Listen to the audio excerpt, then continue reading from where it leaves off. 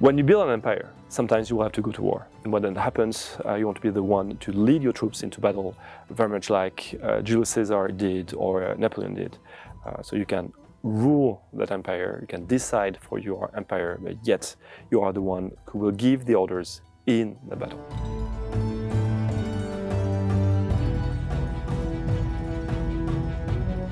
Outside of battles, units move grouped into armies, allowing the player to efficiently command many units. Once battle starts, units deploy and act individually inside the limited battlefield on the map.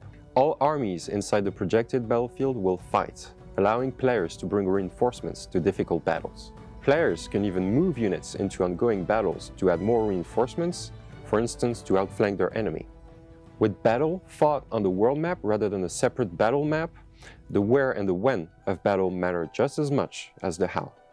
So we first tried that system of deploying, battles and your armies into the game map with Endless Legend. One of our ideas that we had was to make these battles with indirect control. We wanted you to give the orders to your generals and to tell them what they should do. We wanted to change that on Humankind and keep that idea of deploying on the map, keep that idea of having the battles efficient, but at the same time we want you to be in control of everything in the battle.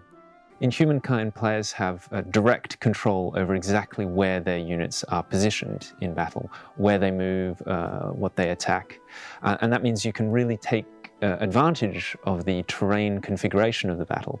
So you can place your archers behind a cliff in order to protect them from melee attackers, or you can put your cavalry in a forest so that they can't be seen. The battle area will be defined based on how the two armies meet initially, and think about where the battle is going to take place, as well as where to position your units once you're in battle.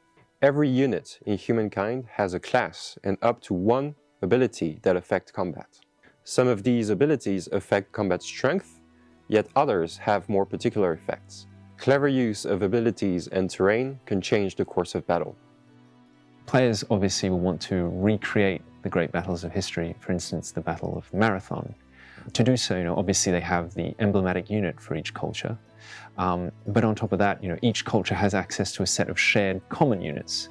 The thing is, though, we change the equipment, the armor, for each of these common units based on the culture. So, for instance, the Persian archers or the Greek archers or the Chinese archers will be slightly different in their appearance. We've made very sure with our historians that everything is very authentic, historical.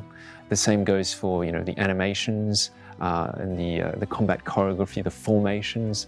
So we've taken great care to recreate, for instance, the testudo formation for the Roman legionnaires, and we also have the Greek phalanx. So you'll be able to see that in game.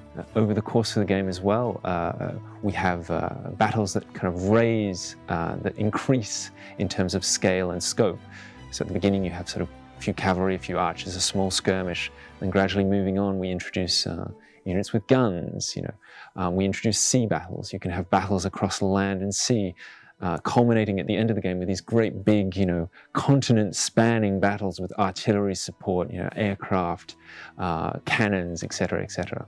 The feedback from the OpenDev test was absolutely pivotal, vital. And this allowed us to focus in our efforts on the things that players were most interested in, most concerned about, typically the fluidity, the efficiency of the animations. So we added a few new features like the ability to queue actions, the ability to have multiple actions happening in parallel, as well as various little tweaks here and there, really in order to make the battles as quick, efficient, comprehensible as possible. So we've really managed to improve things thanks to that feedback. In Humankind, possibilities are endless.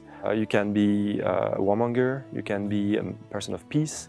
It will be up to you to decide who you are as a leader.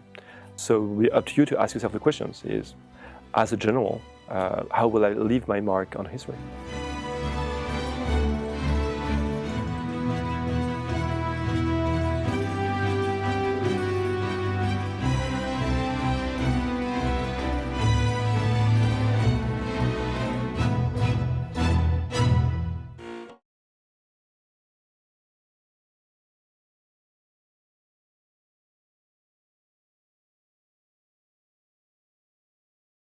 gamesplay.org